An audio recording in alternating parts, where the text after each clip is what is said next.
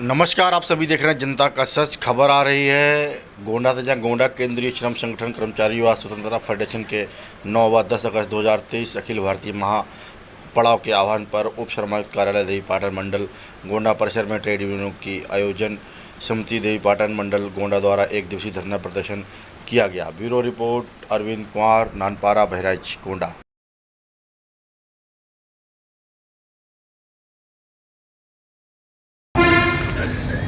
हमारी मांगे हैं। ये सरकार जो है, इस देश की सरकार न किसान के बारे में सोच रही है, न मजदूर के बारे में सोच रही है, न नौजवान के बारे में सोच रही है, न देश के बारे में सोच रही है। ये सरकार अडानी के बारे में सोच रही है, अंबानी के बारे में सोच रही है, कारपोरेट के बारे में सोच रही है, और जो हमको परोस रही है वो सिर्फ झूठ और लूट परोस रही है। इसलिए हम लोग आज पूरे हिंदुस्तान में 9-10 का कार्यक्रम हम लोगों का बना है कि इन मांगों पर हम लोग 9-10 को महापड़ाव करेंगे और इस महापड़ाव के जरिए इस सरकार का ध्यान आकर्षिट करने के करेंगे कि अब चालू मिक्सर बहुत दिन तक नहीं चलेगा।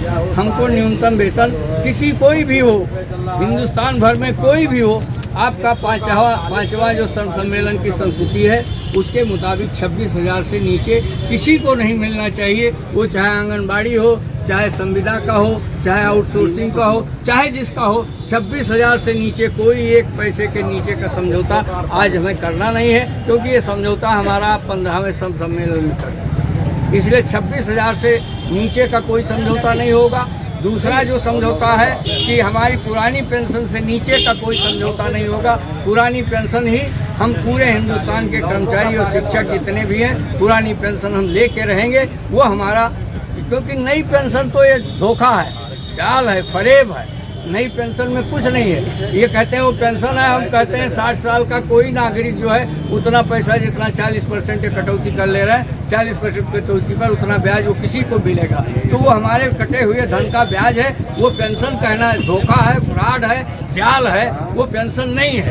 पेंशन वो होता है जो एनपीएस नहीं, वो पीएस पेंशन है। जो पेंशन डिसाइड हुआ था उस पेंशन के नीचे हम लोग कोई पेंशन नहीं लेंगे। दूसरा जो है, जैसे चीनी मिल का है, चीनी मिल का बेच डिसाइड पिछले बार बेच तय हुआ, ये 23 में दूसरा बेच बोर्ड बनना चाहिए। अभी वो जो बेच बोर्ड लगा हुआ था वो कहीं नहीं लगा। हम लोग सिफारिश कर रहे हैं, लड़ाई लड़ रहे हैं, लेकिन कहीं बेच बोर्ड चीनी वालों को नहीं दिया। चीनी में बेच बोर्ड के कर्मचारी रहते थे, अब बेच बोर्ड के कर्मचारी के बजाय उन्होंने वहाँ भी बंधुआ मजदूर शुरू कर दिया। तो ये बंधुआ मजदूर से ये देश का नौजवान का भला नहीं होने वाला है।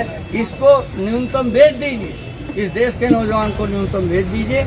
इस देश में जो है न्यूनतम मजदूरी दीजिए, इस देश में पुरानी पेंशन दीजिए, और इस देश के मजदूरों, किसान, नौजवानों के बारे में सोचिए। अंधभक्त बना के, नशेड़ी बना करके इस देश को नहीं चलाया जा सकता है। इस देश को जो है, इस देश के तरक्की करके ही चलाया जा सकता है। इतने की मांगों पर आज हम लोगों का आपने लिख रखा है कि अंग्रेजों भारत छोड़ो 9 अगस्त 1942 अंग्रेजों भारत छोड़ो, इसका क्या मतलब है आपके बैनर पे? अंग्रेज की एक विचारधारा थी कि किसी देश को जाओ लूटो और वहाँ से अपने देश को लाओ।